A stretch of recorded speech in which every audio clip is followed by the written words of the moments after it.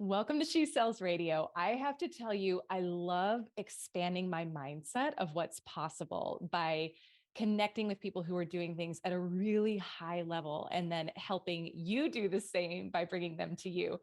And I was kind of laughing as I was preparing for today's interview because in my own life, when I hit my first seven figures in my first year of business, I was like, oh, I'm doing pretty good. Okay, I got this. And when you hear what my guest today has done, uh, my accomplishments were peanuts in comparison. And it's not about comparison. I'm so big on that if you've listened to the show for any amount of time, but it is about elevating and expanding your mindset of what's really possible for you in your life. And so my guest today, I'm going to read you a bit of his bio in a moment, and then you're going to be so excited to meet him if you're not familiar with him already. But he's changing the game in sales and business. He's built $1 billion business in less than 4 years. So my guest is Brandon Bornancin. He's the number one best-selling author of 3 books. He's a serial salesperson, having sold over 100 million in sales, an 8-figure entrepreneur 2 times over, and the inventor of Seamless.ai, and a motivational speaker who is obsessed with helping you maximize your success. And by the way, if you're listening to the podcast, go check out the YouTube video of this interview because he's got a pretty awesome set. And I'm super inspired to upgrade my own set. So Brandon, welcome to She Sells Radio. We're so happy to have you here today. Hey, thank you so much for having me, Elyse. I'm honored to be here and grateful to serve the audience. Oh my gosh. Well, there's so many places we could go. And as you and I were talking in the pre-chat, I think one of the things that I'm so inspired by is that journey of transformation over the years. And you talked a bit about, early on in sales, what it's like to hit that first 6 figures, then 7 figures, and sometimes like the dumb things that we do when we hit that level, when we're not connected to the much bigger vision. And now really where you're going with Seamless and you're building this empire. And so can you share just a bit of, I'd love if you could go even back to your story of like getting started in sales, because you started off in sales before becoming an entrepreneur. I'd love to hear about, did you always know you were going to go into sales? Did that click in later? What was that journey like? And then we'll talk a bit about the transition to entrepreneur. Yeah, totally. I came from probably like most of the listeners, potentially, like I just grew up in a tough family. My mom had no college degree. My dad had no college degree. So my family worked 4 different, blue collar jobs. Mom worked at a grocery store, bank, father at construction, and then retail on the weekends. So growing up, I had the garage sale clothes. I was eating food out of the cans, like could never go to the lunch line. So I just knew at a really young age, I wanted a different type of life. My friend, so now going into high school, friends like, hey, there's this job that pays the highest amount of money per hour. And it was actually a janitor job. So took the janitor job at my elementary school while I was still obviously in high school. And it was terrible. Like I got to see how hard manual labor, hot work is. And I was trading time and hard labor for money. And I was like, there's got to be a better way. Ended up searching I'm from Cleveland, Ohio. So at that time, I was like, I got to stop this janitor job. This is brutal. This is terrible. So then started searching the classified ads at the time for my newspaper, the Plain Dealer, Cleveland Plain Dealer, and came across a classified ads I was getting paid $6 an hour. They were like $7.50 an hour plus unlimited commissions, make $25 to $50 an hour. And it was for a call center. So I ended up applying for the job, got the job. And that's when I was first introduced at like 17 and 18 years old, literally cold calling for sales at a call center. And the crazy part is I was cold calling, selling donations. Like one of the hardest things to do is cold call in sales, selling a product that like doesn't exist, because you're just trying to sell people to give you their money for virtually nothing. Now, luckily, what they could do with the donation is get like a firefighter sticker or a police officer sticker because I was calling for nonprofit organizations.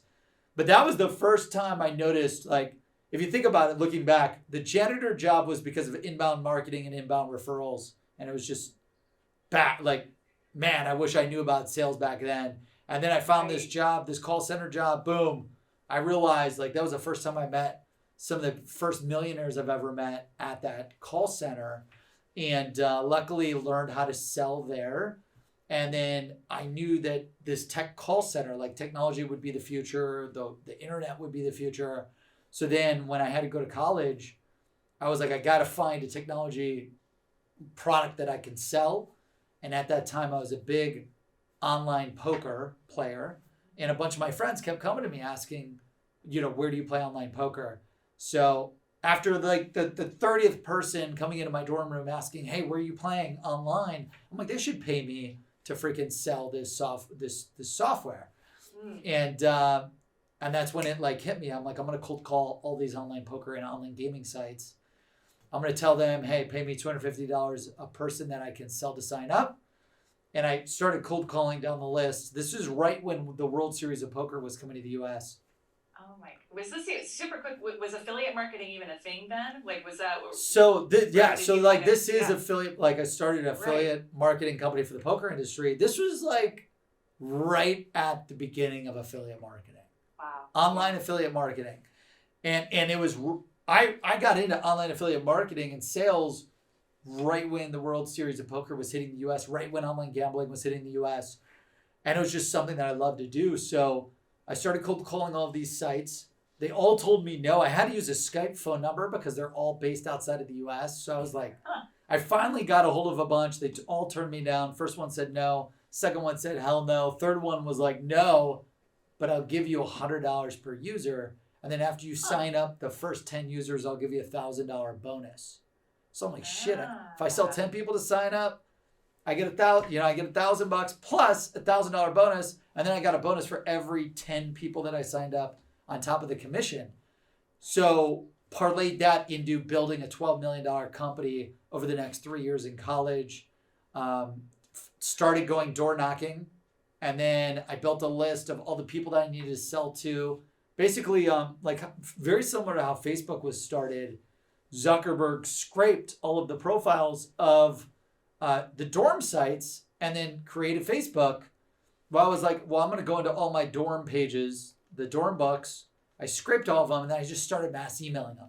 Hey, I want to get you hooked up with this poker site. I'll give you some money to get started. It was called Free 50 Now. So literally, I get paid $100. I'd give you $50. I'd make $50. And then as you go up in signing people up, you get more money. Blew that up. That was like my foray into going from call center sales to sales and marketing and entrepreneurship. And then 3 years later, they made online gambling illegal. So I'm walking down college campus. I get a text. This is so weird how Zuckerberg has impacted me twice in my life. I get a text while I'm walking down campus. It's a text message from Zuckerberg. It was right when they took Facebook from desktop to mobile. First SMS. Hey, Brandon, you've got a friend that was added. You've got a new friend request. And I'm like, shit, he's going mobile. This is amazing. Yeah. And that's when I was like, mobile marketing is the future of sales and marketing, one-to-one to consumers. However, like all the gurus, like the fake gurus and all these people, they tell you like, you got to do SEO, you got to do PR, you got to do online marketing, all of this shit, right? So I was getting heavily influenced at the time by all these fake gurus online. Mm-hmm. And when I started in mobile, I did the exact opposite of doing the list building and the outbound selling that I did for the poker company. I did all this PR. I did all this SEO. I did all this blog writing and all this bullshit besides selling. And for the next 4 years, because I didn't have the list of the people that I needed to sell to, because I wasn't doing B2B sales and I relied on marketing, the whole company failed. I lost $4 million. It went bankrupt over 4 years. So I've learned throughout this thing is like, okay, if I rely on inbound referrals, my success could deteriorate and fail. Outbound list building and sales and prospecting and door knocking can help you go from broke to financially free.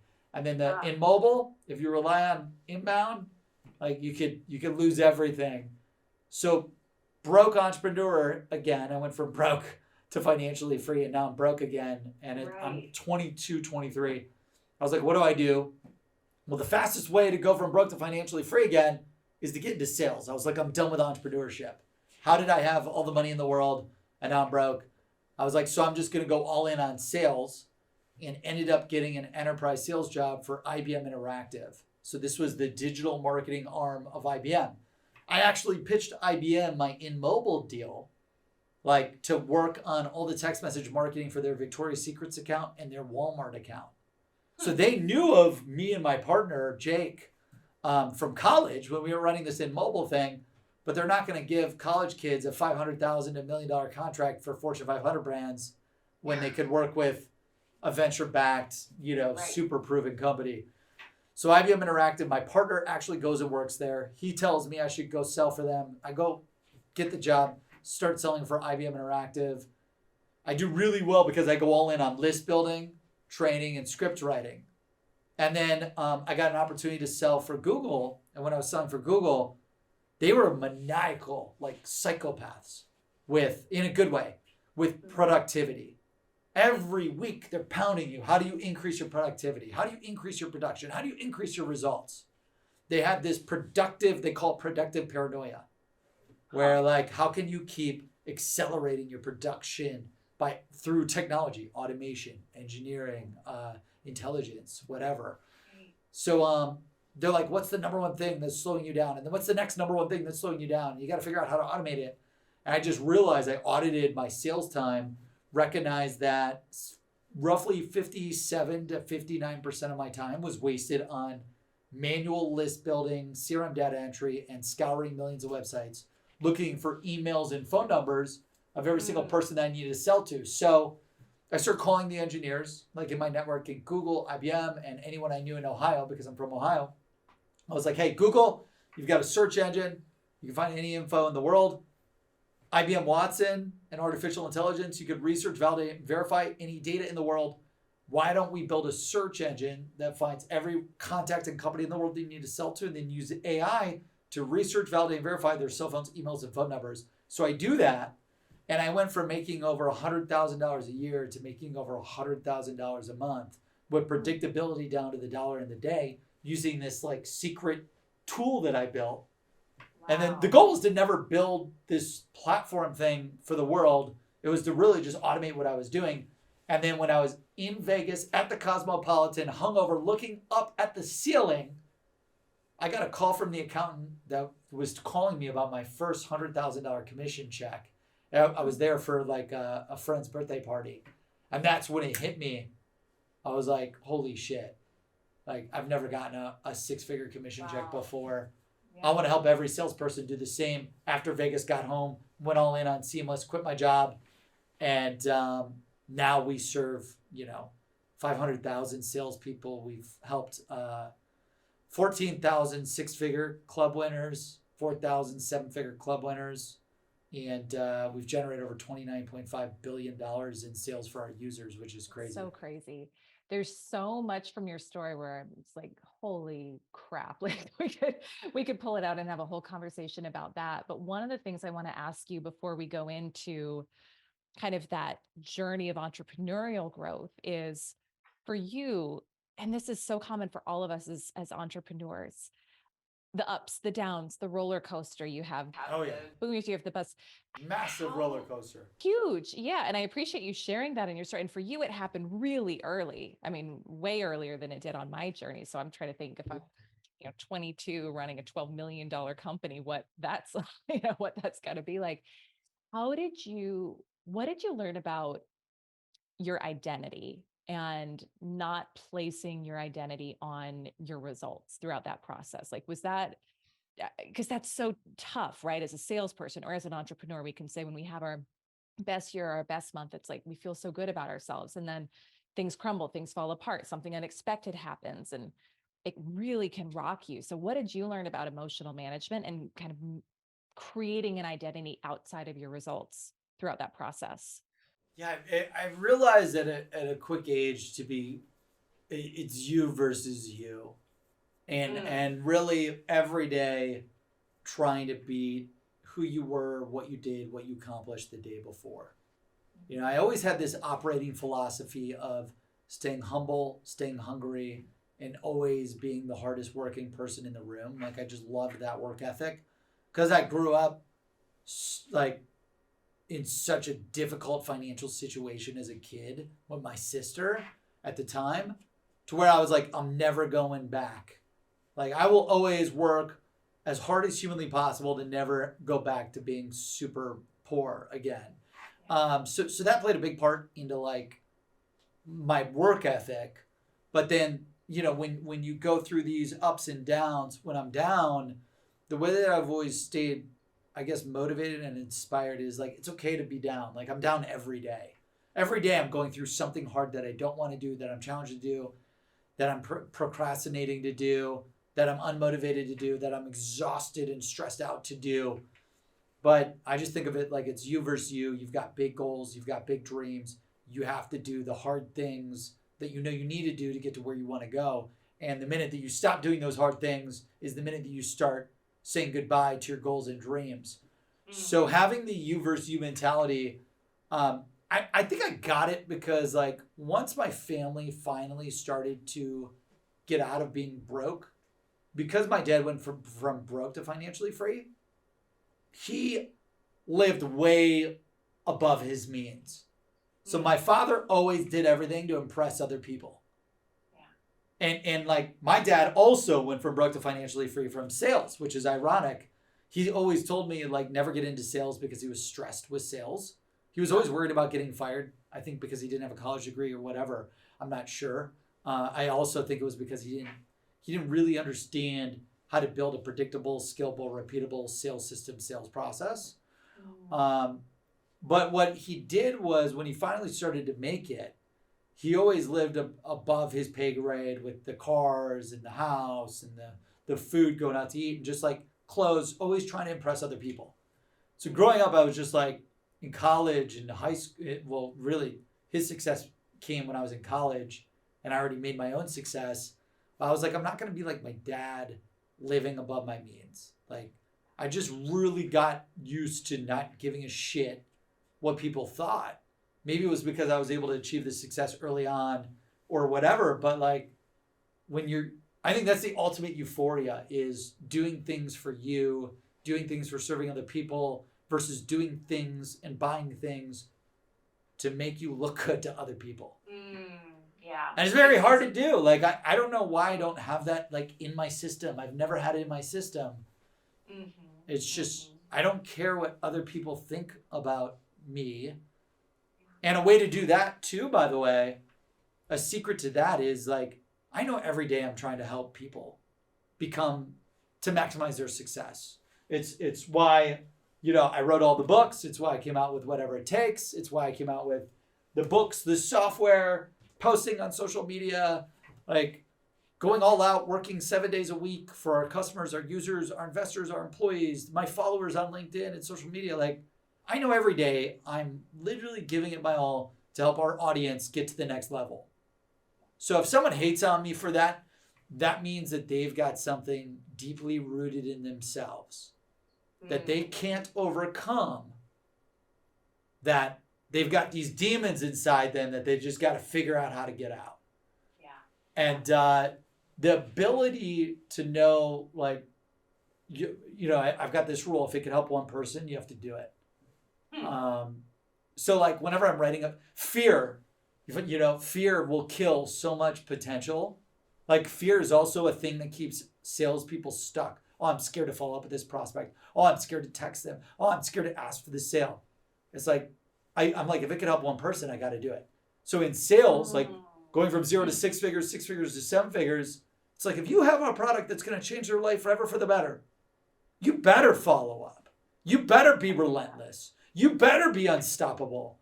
Like, I will not take no for an answer because I know literally the life anyone wants, the family anyone wants, the freedom anyone wants, the time, the money anyone wants. The only way to get that is with the list. The only way to build the list is with Seamless. So like, I will do whatever it takes. I will follow up as much as it takes. I will try to deliver as much value to anyone that I sell to as possible because I know their life is going to be a multiplied better outcome with my products and services than without it. Their life will be dramatically worse without our services. Their life will be 3, 5, 10x better with Seamless. So it's these like these little principles I've learned along the way, which I talk about in Whatever It Takes, that if you apply them and you apply them every day, it's not like once out of a year or once out of 6 months. It's every day you got to apply these principles to success in sales, in business, and in life. Yeah. Gosh, it's such a powerful reframe of fear. It really is. And I think it's reattaching to the vision, right? Not just for your company, but for them, and reminding yourself, look, if this is going to help them, I get to put my ego to the side and I get to show up and not care what they think about me, which frankly, I think is hard for most people. And I appreciate what you shared about that's never really been a thing for you. I think most people listening, probably like, that is a thing for me. And that does feel hard. So we've got to have these like mental tricks to get past it, but reframing that and leveraging fear as a just as a motivator. Like if this is scaring me, I know it means I got to do it. Right. Yeah. So super powerful. I'd love if we could spend a couple minutes talking about the journey from like 0 to your first 7 figures, 7 to 10 figures, and then beyond, or excuse me, 7, 8, and then beyond, because it's not every day we get the opportunity to talk with a guest who's done that. So like, what does that journey look like? And I know that could be an hour-long conversation. I know we don't have that long, but a lot of our listeners, they want to get to that first 7 figures. So let's spend maybe a couple more minutes talking about that, but then beyond, what does it look like to scale from there? Yeah, 100%. So learned. You know, I believe like making your first 6 figures in sales and 7 figures in sales is so important to your life that we came out with an event, an award called the President's Club Awards. So I remember when I was selling for IBM, and I find like they gave me a $25 million quota. It took me all year. I spent like 340 days out of 365 days of the year away from my family, away from my loved ones, to crush this quota. And I beat the quota, and then my boss literally like calls me and doesn't thank me. He's like, "Hey, that's great. Here's your new quota." And I felt just super defeated. And I'm like, man, I literally just gave up so much of my time, energy, and effort to hit this big number that you've been telling me to hit all year. And there was like no celebration, no congrats. So I was like, after that, I was like, I never want a salesperson or an entrepreneur to feel that way ever again. And that's why the team and I at Seamless, we came out with these President's Club Awards. And what the 6-figure award represents is when you make 6 figures or more in sales using Seamless, we ship you this custom 6-figure award. When you make over 7 figures, $1 million in sales, we ship this 7-figure club award. So we've helped 14,185 winners. I'm looking at the data live ticker. 14,185 people win the 6-figure club award. 4,341 people win the 7-figure club award. They all have 5 things in common. Are you ready? And these 5 things in common will take you from 0 to 100K, 100K to $1 million, $1 million to 10 million, 10 million to 100 million. Okay. Awesome. So the first one is the math. I call it the math. So let's just say you want to make, let's just say you're a salesperson, you're making $100,000 in salary, you want to make another $100,000 to provide for your family. It's like, okay, what is the math to generate that? Let's pretend if you make over $1 million in sales, you make $100,000 in commission, 10%. So then it's like, okay, I got to generate $1 million in sales for the year. Okay, well, $1 million in sales, what's my average deal size? So let's just say it's 10 grand. Okay, $10,000. Okay, so that means that if I do 100 deals, and by the way, I'm not good at math, audience, but we're just going to try to figure this out together. I'm trusting your numbers. $10,000 average deal size. To do $1 million, that means I need to do 100 deals. Okay, well, this is the math. Number one, you got to figure out the math. Okay, well, there's 265 sales days in a year. So now, 265 divided by 100, that's 2.65 deals a day I got to do. Okay, so I believe in breaking your annual quota down into the day and then figuring out how many leads, appointments, and sales does it take to hit that daily sales number. So let's just say we'll round up 3 sales a day. Okay, well, to book those sales, let's just say you convert from appointment to sales at 20%. So B-Rock, do 3 divided by 0.2. Where are we at? 15. I should have known that math. Okay, so that means you need 15 appointments a day to get to the 3 sales a day. And then let's just say to book an appointment from leads to appointments, it's, let's just use 10%. So take 15, divide that by 10%. Where are we at? 150. I knew that math actually. So now I know every day I need 150 leads, 15 appointments, 3 sales to hit my $1 million quota, to make my $100,000 in commission, which means I'm bringing home $200K. And I hit my first $1 million in sales. So then it's all about LSAT. So the next 4 secrets, like once you know your math, you could use that same math that I just took you through. What is the annual goal? What is my conversion rate from leads to appointments, appointments to sales? Break it down by the day, and now I've got my goal. So for us to do at a $10,000 average deal size, I need 150 leads. I'm going to prospect those 150 leads. They're going to turn into 15 appointments. Those 15 appointments are going to turn into 3 sales. I got to do that every day. That gets me $1 million. And by the way, most likely if you're doing that, you're going to make way more than 200K for the year. You'll probably make like 300 to 500K for the year, which is awesome as a salesperson. Top 1%, you know? Right. So to hit your first $1 million, you just figure out how much in commissions do I need to make to generate the $1 million, break it down by day. And then once you know those numbers, there's only 4 things that you can do in sales to make your $1 million, to make your $10 million, to make your $100 million. And it's called LSAT. First one, part of the LSAT is the list. So for you to sell anything to anyone, you need the list. The first part of the whole funnel, the top of the funnel, are the leads that you need to research and prospect and sell to book the appointments. Because to go down any sales funnel, it goes leads, appointments, sales. Top of the funnel is the leads. So you use a platform like Seamless, join for free at Seamless, and then you figure out, okay, I need 150 leads a day. And you can build your list on Seamless of the contacts and companies and emails and cell phones that you need, and then get that imported into HubSpot, Salesforce, whatever CRM you've got. You can do that in 10 minutes.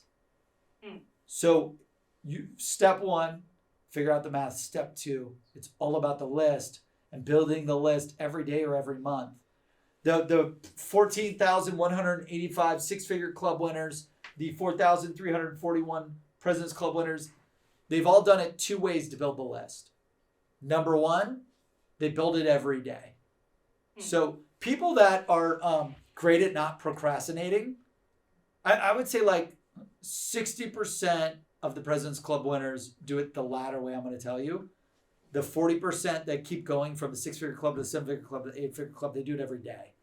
So the 40% non-procrastinators, they will build their list every day and then prospect against that list every day.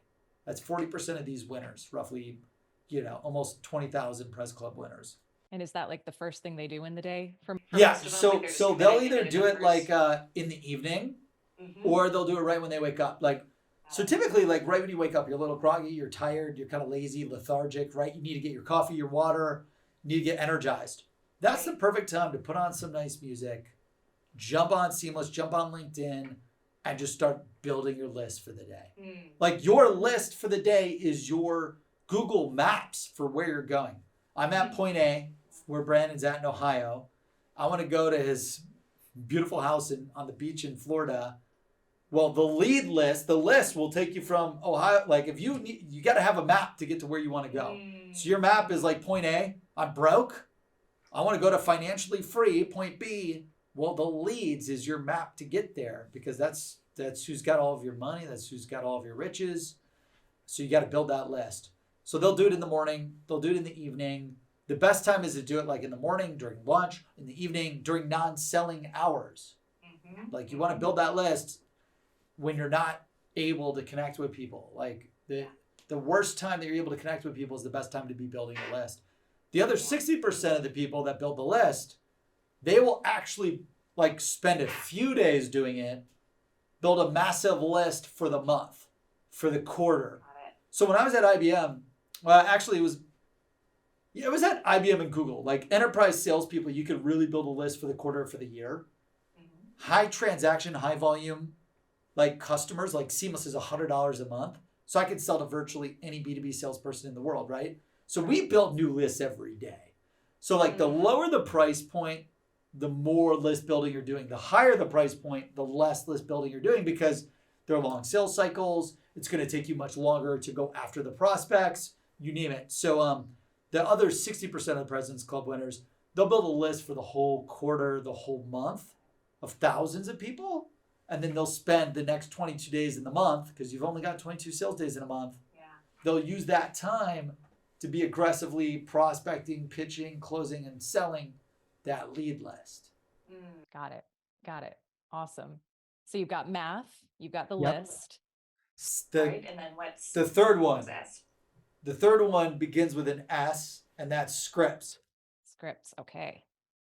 So if you've got the math and you've got the list figured out, you need to know what you're going to say. What is the opener? What is the elevator pitch? What is the value prop? I believe anyone that you're prospecting, it's crazy, by the way.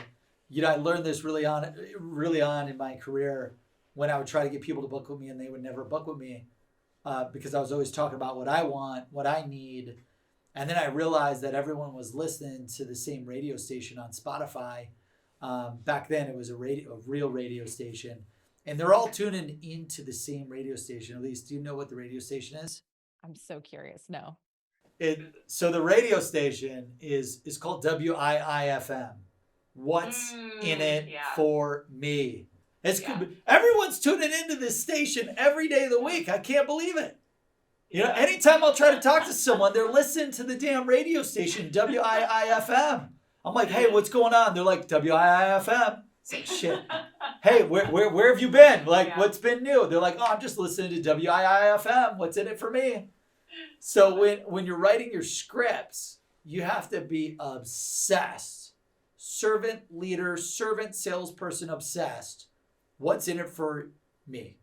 And there's two things that people care about with what's in it for me when they listen to that radio station. Number one, help me remove my pain, remove my challenges, remove my problems. The pain. And then the gain. Help me achieve my greatest goals, my greatest dreams, my greatest desires. So when you're writing your scripts, pain or gain, which pill? It's like I'm freaking Morpheus on the Matrix. Right. Pain or gain? Which pill are you going to take, the blue or the red? And then when you focus on pain or gain, and with your scripts and your messaging to these prospects, like try pain one day, that doesn't work, then try gain, then go to a different pain. You can go back and forth between pain and gain for what's in it for me every day of the week for a year.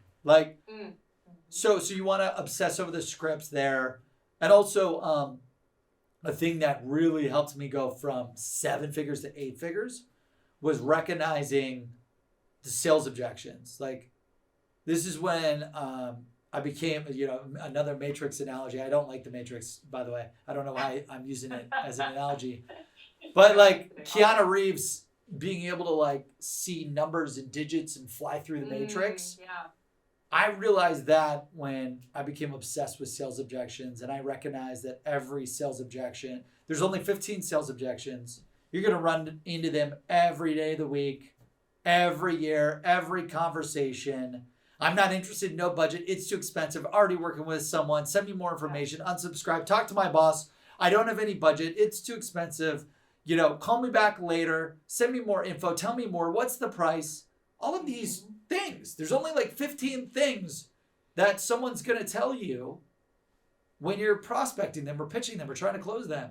So you have to prepare the scripts in advance. This is like you're a Super Bowl quarterback for a Super Bowl football team.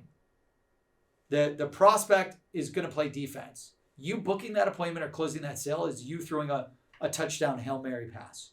Well, to throw a touchdown Hail Mary pass, I need to know what play I'm going to run, which is like your opening script, your cold call script, your cold email script, your social script. Well, now the prospect is going to come at you with a defensive play. I'm not interested. No budget. It's too expensive. I already worked with someone. Send me more information. Call me back later. Talk to my boss. I have no budget. Well, for you to throw the touchdown pass like Tom Brady, you got to know what to say when they say that. You got to be able to address the defense, overcome the defense, and then score the touchdown and get that appointment or get that sale. That's why number 3, scripts, absolutely critical. And I'm working on scripts. I've been in sales for 20 years, since I was 16 years old. I've been working on scripts for 20 years straight. Yeah. It's a process. And I like what you said, because this is another conversation for another another day. But I think most salespeople are way too scripted. So I talk a lot about it where it's like they sound robotic. I'm not a fan of that. What I do like a lot about I like a lot about what you said, but one of the key things is like pain or gain, and continuing to come back and revisit with what I'm saying. Is it about what's in it for me, right? And then focusing in on the pain or gain. So I think we can all improve our process there. We can all come back and say, am I saying the thing that's really of service to this person? Or am I just saying the 100%. same thing canned again and again and again and not refining or reinventing? So Yeah, it's That's all about optimizing the scripts. Like, get data from your prospects, track literally like because I was in digital marketing sales and ad tech sales at Google and IBM forever. Like, they would A/B test everything. So they would make tweaks to their online website, to the Google search forms, to the ads on Google, the ads on websites. Like, they're tweaking the color of buttons on a website to see what converts better. So with the scripts, you want to be constantly testing different scripts, seeing which one performs the best. And then that's your new control that beat who you were the day before. And then you just keep improving. And then with the sales objection, well, I don't want to sound like a robot, right? Like, I hear that all the time when we're coaching people to get into President's Club with our software. You know, when you go and watch a movie, let's just say Leonardo DiCaprio's in a new movie, Matthew McConaughey, Bradley Cooper, Brad Pitt, whoever, Scarlett Johansson, you know, Jennifer Lawrence, they're not sitting there, actionable advice on how, today's show is actionable advice on how to grow your business in sales. She sells radio. Today She Sells Radio. We're going to talk about actionable advice that will change your life, transform who you are, and take you to the next level. It's Elyse Schaefer. Like, Elyse Archer. Like, people act it out. So it's all about the delivery of the script. Like, actors don't deliver it sounding like a robot. Any movie that you watch, they're practicing, they're acting, they're giving a show. So salespeople need to give the show of their life every time that they connect with a prospect. You can use scripts. Don't sound like an idiot. Don't sound like a robot. Deliver the show of a lifetime. Yeah. Every day. Bring it. So this is awesome. So give us we got to start. I want to get a final piece of advice from you, and this is so good, but I want to make sure we don't miss out on the last two. So last two is activity. Scripts. Okay. Got it. So MLSAT, math, list, scripts. Fourth one is activity. Hustle beats talent when talent doesn't hustle. This is all about, whatever your quota is, set it at 2, 3, 5x your quota. That's your own personal quota. Like, the way that I was able to become a millionaire in sales was because I literally was given $1 million quota, and I set the quota at the bottom level 3 million, at the high level 5 million. When I was at IBM, they gave me a $20 million quota, and I was like, I'm going to do 50 million. Okay. And then I got to reverse engineer to do 50 million. I got to do the math. What do I got to do per day? And then I built the resources, the system, the scripts, the lists around that per day. So it's all about the activity. You got to do an insane amount of list building, calling, emailing, social selling, pitching and closing and follow-up activity. And the activity is driven by setting a really big target, whatever your quota is, 3 to 5x it, then do the math. Now you can do the activity. You can reverse engineer the activity that you need to do to hit that quota. And then it's just staying motivated and working hard to achieve that activity. Growing up, I had a friend, smartest kid, never had to study. We would ace all of our high school tests. The same test that he would do no studying for, he aced. I would spend 2 to 4 weeks with his parents getting tutored while he played video games. So literally, I would study for 4 weeks. I'd get an A- or a B+. He would not study at all. He'd get like a high A+. Long story short, throughout college, it takes him 7 years to graduate undergrad. By the time he graduated, I graduated in 3 years, built a $12 million company, and then I was on to my second company. Like, it's because hustle beats talent when talent doesn't hustle. You don't need to be smart if you work hard. Like, Everyone that's been successful wasn't really smart. They just worked hard. Look at Warren Buffett. Look at a lot of these billionaires. Like, they're not smart. People just work harder than the average. So if you work hard and you put in the sales activity, you're going to be massively successful. If you research the 2,700 billionaires in the world, the majority of them are salespeople. Because to go from broke to financially free, sales is the number one profession in the world to do that. And I talk a lot about this in my new book coming out on Amazon about tech sales. And then also they just put in work, the most activity every single day. It's a very common origin story, right? And that's why I appreciate your story of coming from the harder upbringing, because it is motivating to those of us who come from that. So tell us, okay, so what's the last one? So T, right? The last one is training. So once you do the list, the scripts, the activity, the math, it's all about you versus you. I've got a philosophy that we teach everyone at our company at Seamless. It's part of like what I cover in Whatever It Takes. It's all about improve 1% better a day. So for you to improve 1% better a day, by the way, if you make $100,000 in sales, you improve 1% a day. By the end of the year, that compounds to 37x, which means by the end of the year, you will make $3.7 million. Wow. If you improved 1% a day. But the problem is everyone wakes up and we all want that one little success hack, that one secret so that we could work less, gain fast, win quicker, and it's over. Well, the problem is all these crypto people and all this jazz, right? Like you look at crypto, like crypto was a quick success thing overnight. Well, now it's performing at 50% on the dollar.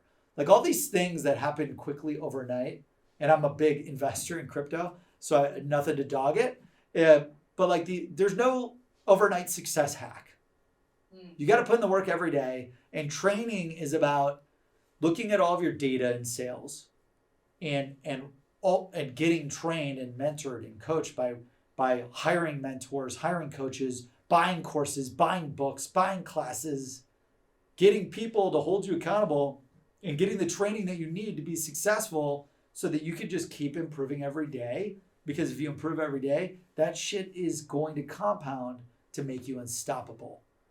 So to go from 0 to 100K, 100K to $1 million, $1 million to 10 million, 10 million to 100 million. I went from 0 to $100 million company in 2.3 years or something crazy like that. The way that we were able to do it was we used MLSAT, and we worked on MLSAT every day. I love that. It's like applying the formula. And I think for everyone listening, I would look at, like, this is how I'm thinking about it right now. What's the one you can focus in on right now? So where are you maybe weakest, and how can you add that in? And then how can you add another, and continuing to apply that? So this is awesome. This is so helpful. Tell us 2 final questions, Brandon. So number 1, where can people connect with you? So what's the best way for them to get in touch? Yeah, absolutely. So I've got a daily newsletter, and I do daily posts on seamless.ai. Just join seamless.ai for free. Yeah, and also we give you a free gift, $500 in free credits. This was something that Elyse set up. So if you just use the referral code She Sells, it can be 1 word or 2 words. That's the name of the show, right? So type in She Sells. We're going to get you hooked up with $500 free in credits. And then also you'll get my daily newsletter where we share sales secrets, part of my book, my other best-selling book, Sales Secrets. I share different sales secrets to help you maximize your success in business and relationships and in life. And, love just talking about what we've learned going from, 0 to 100 million, 100 million to $1 billion, and hopefully now from $1 billion to IPO. Everything we learn in sales and marketing and entrepreneurship, we try to share with you, documenting the journey so that you could capitalize on our successes and what we've learned, and then skip the failures and mistakes and the millions we've lost from a lot of the missteps that we took. Huge. That's huge. Final question for you. And I love to do this when I have men on She Sells Radio. So I love to just give a tribute to a woman in your life. So I'd love if you could share and I know this can be hard, right? Because you have multiples, but no, this is easy for me. Okay, beautiful. So this is like stupid easy for me. Okay, beautiful. So who's been really influential in your life, and what have you learned most from her? My wife, Danielle, who's also the COO of Seamless.ai, hands down helped maximize my potential. I'm grateful. Like, she does amazing work here at our company in sales for women, in our company out there in the public for equality. We're big on like equality for everyone. And shit, she helped me become whole food plant powered. She helped me quit alcohol. Like, if there's, she's the one, like, anything that there is holding me back from maximizing my success, I push myself really freaking hard to achieve success. And then she takes it to a whole new level for me, our employees, our company, our followers. It's pretty simple. Like, none of my, I don't think I'd have the success that I would have without her. And I'm super grateful for her, and also any other woman out there who's working, supporting anyone in sales. I think a lot of men that are in sales can't do it without their amazing partners, regardless if they know that or not, regardless if they believe that or not. And a lot of my success is attributed to her, and I'm grateful. Amazing. Well, shout out to Danielle.